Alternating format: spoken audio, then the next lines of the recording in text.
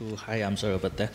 Thank you, Chairman, and thank you for inviting me here to VNHRS, and thank you for able to organize this session.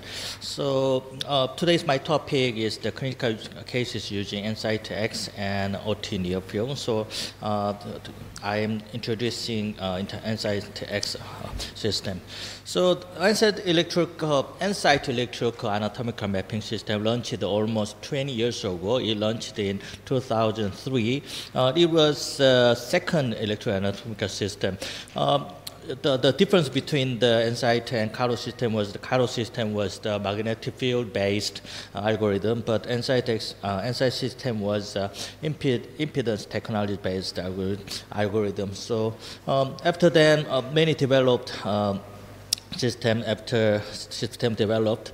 Previous mode was EnSite NavX mode, but the EnSite-X system provides EnSite voxel mode. So usually the EnSite precision system and previous system was catheter location is purely based on the impedance data, but EnSite voxel mode is the catheter location is based on magnetic data. So it collects voxels, which allows impedance-based electrodes to be shown, and we should introduce AC2 first, and it gives us a non-rigid portion of AC catheter location is based on impedance and magnetic data.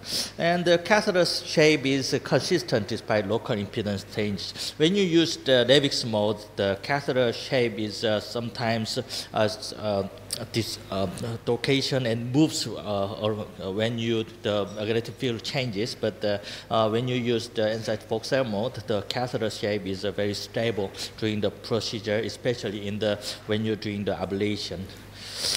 You have to insert sensor-enabled tools to create the voxel field. So usually it's flexibility and tacticath or advisor FL or advisor VR catheter, and also advisor HD grid catheter has there is a sensor in the distal shaft, and you can create a voxel field and you can see the voxel mode.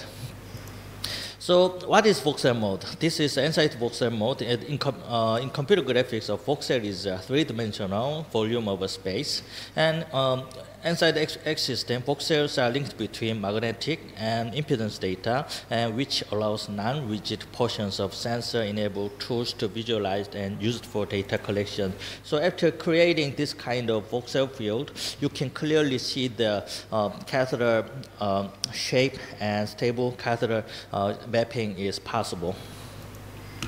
So voxel and sensor-enabled tools give us the stable catheter manipulation and catheter shape. But when there is a low voxel density, there is a low confidence state. You have a limitation when you're creating the maps. But when you create high voxel density, there is a high confidence state. All direct electrodes on the catheter are visible, and 3D data can be collected from the old electrode. When you use the lasso SL catheter or AC grid catheter, the sensor is located distal of the shaft, but the ablation catheter gives us more accurate information when you put the ablation catheter inside the voxel mode. So when there is no voxel mode, I usually put the ablation catheter to create voxel field.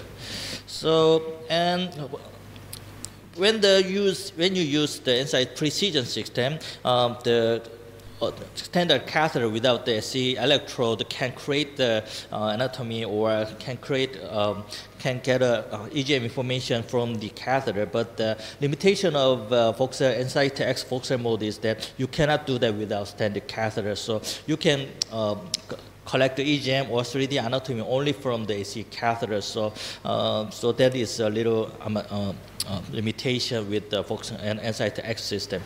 So this is how I map the left atrial voltage map with the H grid catheter. This is ICE mode, ICE catheters. This is a view of ICE images. So this is the HD grid catheter. I insert the HD grid catheter into left side of the epithelium. This dot is the voxel field. You have to create this kind of voxel field to get a precise anatomy or mapping. So this is, I'm getting the respiration curve. The difference between the Insight Precision System and Insight X is the respiration algorithm is very accurate as compared to previous versions. So you can see the respiration curve like this with the Insight X system. So after the, I create the Voxel field a little bit. Until then, the HT grid catheter does not collect the data, but after creation of the Voxel field, you can get this kind of voltage and anatomical data accurately with the HT grid catheter. So for the creation of a precise anatomy, making the Voxel field is essential during the mapping. As you know, the advanced HT grid catheter has 16 electrodes on grid and magnetic sensors located between the shaft electrodes 17 and 18. This is distal tip part of the shaft. So I think that the most beneficial thing with the HT grid catheter is the bidirectional sensitivity of the bipolar recording. So as you know, the activation wavefront is perpendicular to the electrode pair. In that case, there is no difference between the distal or proximal electrode unipolars. So the voltage, the difference between the voltage is very small, and the system recognizes that there is almost no voltages. But the Insight system with the HD wave solution can give us information independent of orientation of the wavefront. So it can the Insight Precision System best duplicate feature used highest template EGM for each set of orthogonal biplanes. So it is independent of your wavefront propagation. So when there is along the splines, there is a high voltage, and when there is wavefront across splines, there is a low voltage in usual situation. But the HD wave solution gives us this kind of high voltage, even though the wavefront is parallel to the catheter orientation.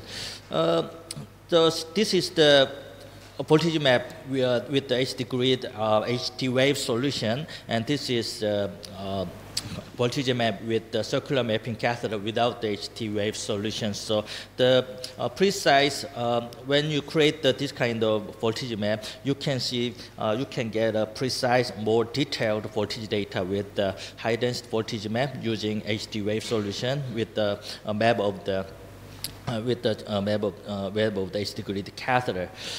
Insight X system has omnipolar technology, is a more advanced technology as compared to the HT wave solution. So omnipolar electrograms determines from a click, which is a triangular set of 3 electrodes, and the EGM is calculated in all directions, that is 360 degrees.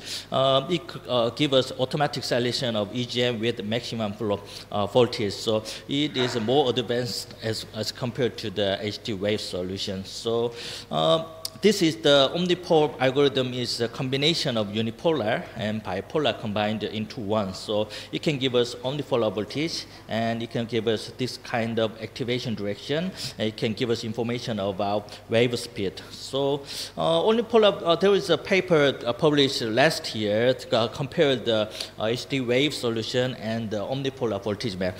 This is the bipolar voltage map obtained with the HT grid catheter in status of atrial fibrillation. This is omnipolar voltage map in status of atrial fibrillation.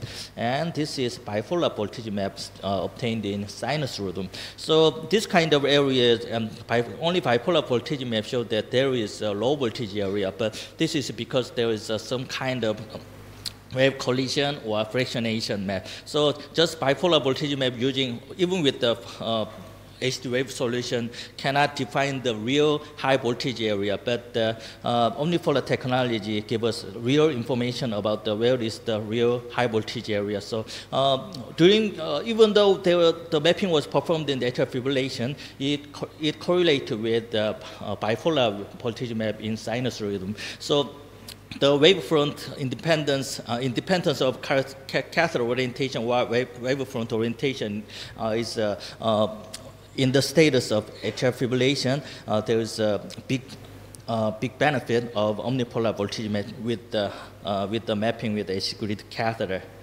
The second, the other thing I want to talk about is the CT. When you do the anatomical mapping during the ablation, the respiration variation is very essential things you have to consider. So 2 or 3 years before, we usually do the CT image integration into 3D mapping system with the Navix or Cardo system. But you have to know that the respiration difference is very challenging when you have the respiration difference between the CT image or 3D images. So this image shows that the respiration compensation during the 3D mapping. So this is a Cardo system. When Cardo system has end expiration gating algorithm, and you can only collect the 3D geometry data during the end expiration. So this paper shows that there is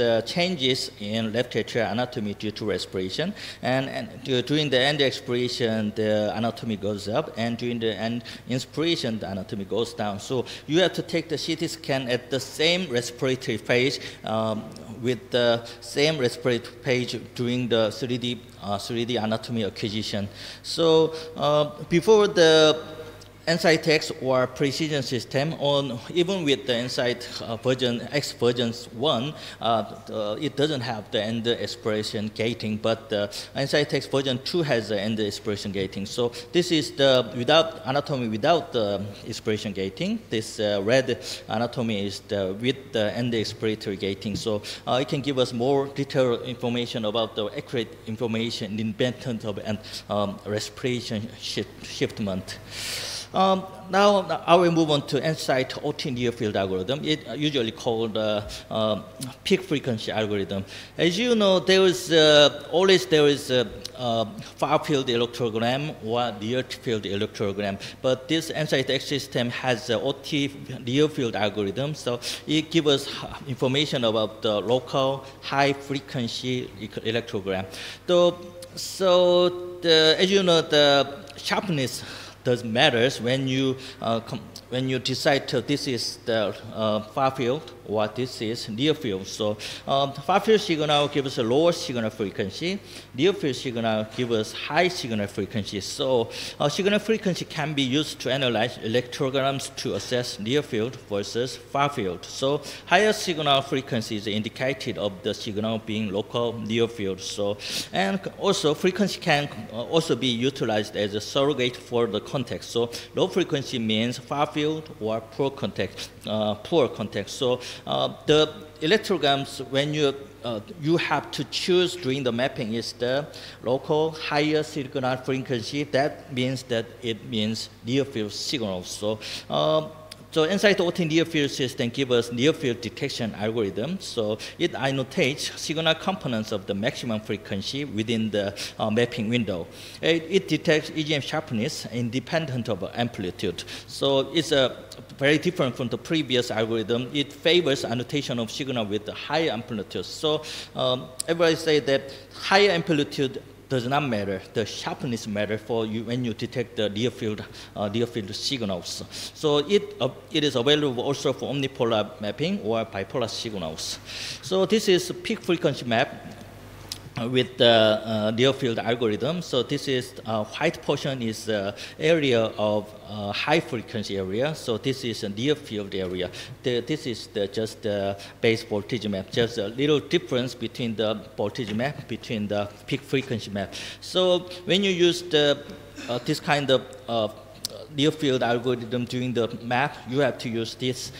We usually use this EnSite OT voltage plus peak frequency emphasis map. It gives us information about voltage and peak frequency area. When you adjust the frequency field, frequency level, it give us detailed information about the voltage and near field algorithm.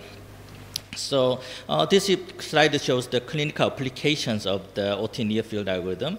So this clinical application for emphasis map can be divided into two categories. This area is critical isthmus and gap detection. The empty area is low voltage or far field areas, and this area is near field voltage with near field signals with near field high frequency signals. In that area, you can choose the target area, and application of that ablation that area can successfully terminate the tachycardia. So this is the redo case from redo case after post PBI isolation. When you see the, as you know, there was some kind of far field electrograms when you map the whole area of the left side of the heart. So although there is a little high voltage is there, but it could be far field electrogram from the other areas. So we can adjust the peak frequency like that, and you can see the area remains after adjust frequency level. So this area is the near field algorithm, near field high voltage area, even though the level was emphasis level was high. So we think that this kind of area is a real conduction area after the PBI isolation.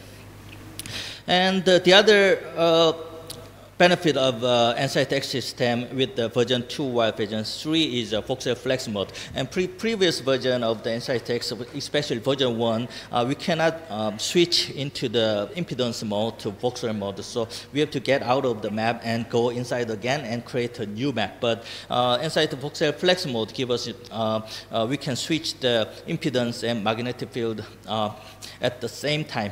So it gives us a very important thing.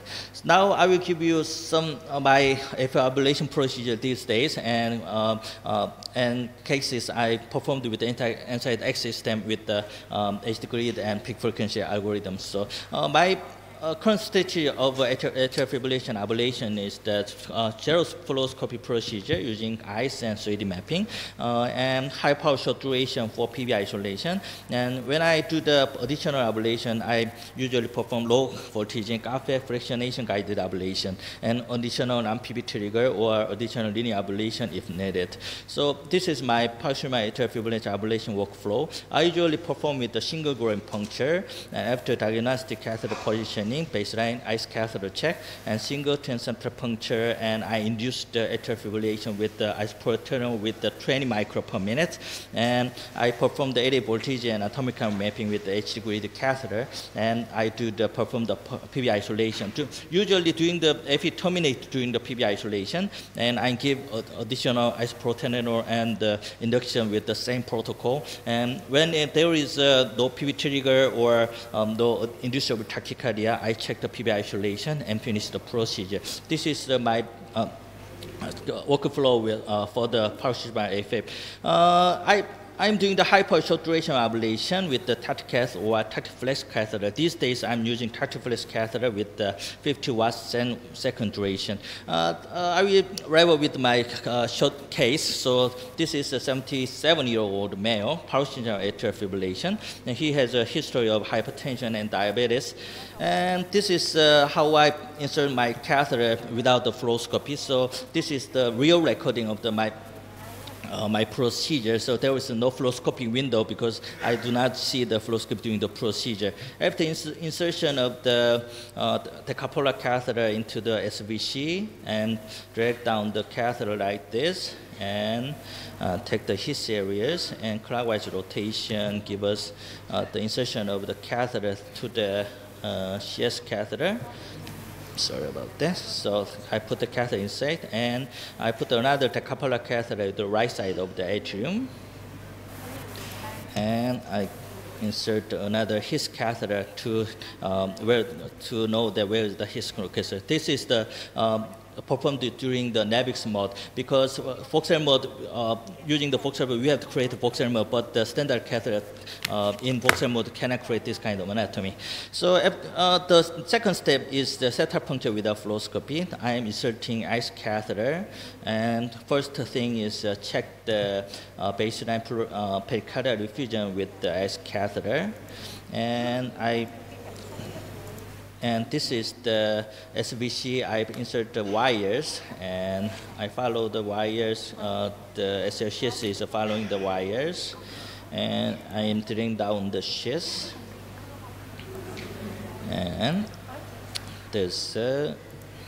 there's a tenting, you can see, and I puncture the septum, and SL1 sheath inside there. Sometimes I put the ice catheter into left atrium to see the left atrial appendage. So I just insert the left ice catheter into the left atrial left side of the atrium, and you can clearly see the distal tip of the left atrial appendage with the ice catheter inside the left atrium. After then, I changed the SL sheath into Agilis catheter usually. So I'm a big fan of Agilis catheter. So when I do the procedure, I like to use Agilis catheter for almost all cases of the AF ablation. The next step is LA voltage mapping with the HD grid catheter. So from this moment, I change it to a Foxel mode and create the anatomy ablation during the Foxel mode. So it is catheter shape and movement is very stable as compared to the previous Navix mode. So after the creation of this kind of anatomy, I can see this kind of voltage and fractionation map. And inside the OT voltage and peak frequency emphasis map give us more detailed anatomy and high frequency near field area, where is my usual target for the most interesting target area during the procedures. And by using turbo map, you can change this voltage map to GAFE or fractionation map at the same time. My next step is PB isolation, but as you know, the isolation step is very, so I'll skip this part. And usually takes 20 to 30 minutes to perform PB isolation. So during the ablation, the AFib terminate during the ablation. And there was some intra-PB atrial fibrillation during the ablation. After the PB isolation, we checked the PB isolation with the HD grid catheter.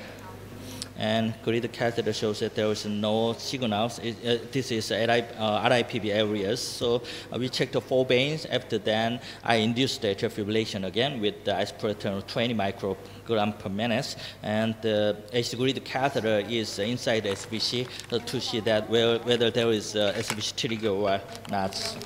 After then, this patient has this kind of APCs after doing the isoproterenol infusion. So I decided to map the pHs and eliminate the pH. So I insert the ablation catheter, HD grid catheter to the left atrium again, and I map the pHs. The pH was located, the origin was located roof of the left atrium. The activation map and propagation map showed that there is a pH focus from the roof, and I performed the ablation at the roof area, and the pH was eliminated.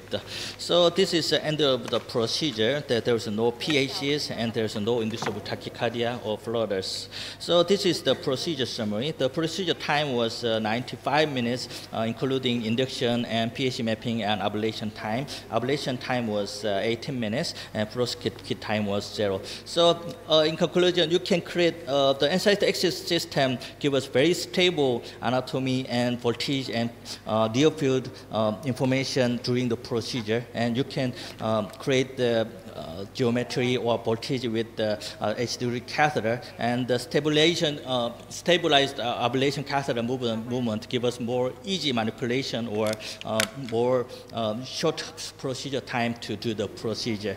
Thank you for your attention. Like, subscribe button ya.